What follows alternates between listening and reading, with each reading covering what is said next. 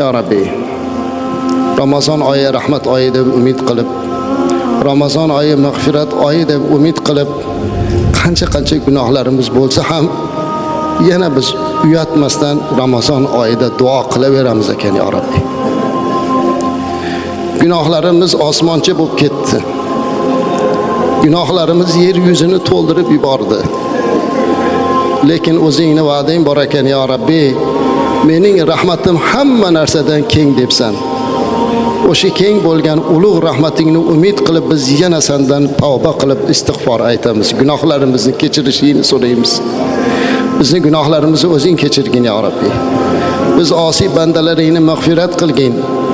Ushbu Ramazon oyida ojizonalik bilan qilgan barcha ibodatlarimizni o'zing qabul qilgin. Ramazon oyida qilgan duolarimizni mustajab qilgin. Ya Rabbi, ro'zadorlarga va'da qilingan Rayyon darvozasida bizlarni birga bo'lishligimizni nasib qilgin. Ya Rabbi, modomiki Rasulimiz alayhisolatu vassalam Havz-i Kavsar suvi oldida oxir zamon ummatlarini o'z qo'llari bilan serob qilar ekan, bizni g'iybatlarga to'lib ketgan og'zimizni Rasulimizni qo'liga munosib qil. Gunohlarga to'lib ketgan yuzimizni Rasulimizni qo'llariga munosib qil ya Rabbi. O'zing bizlarni gunohlarimizni kechirgin. Rasulimiz alayhisolatu vassalamning oldilariga borganda xijolat bo'lishligimizdan o'zing saqlagin. Ya Rabbi, Ramazonda qilingan duolar mustajab. Ramazonda qilingan duolar qabul.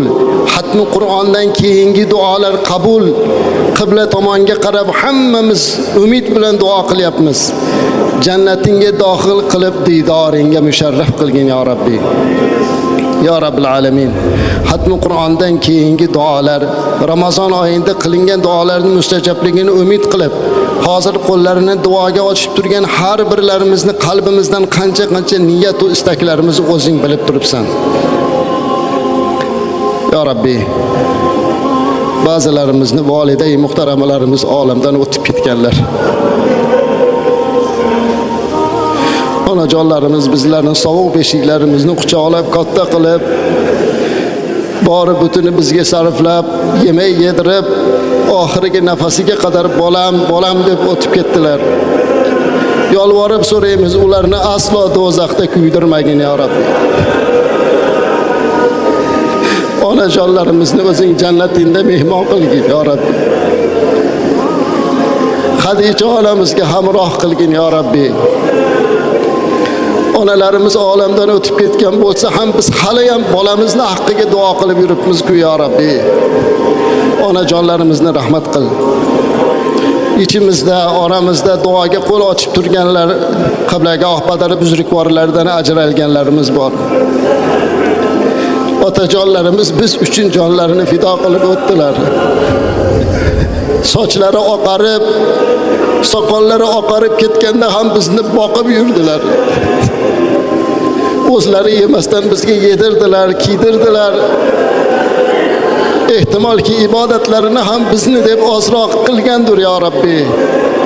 Bugungi barcha savoblarni biz ana o'sha jonajon otajonlarimizga baxshida qildik.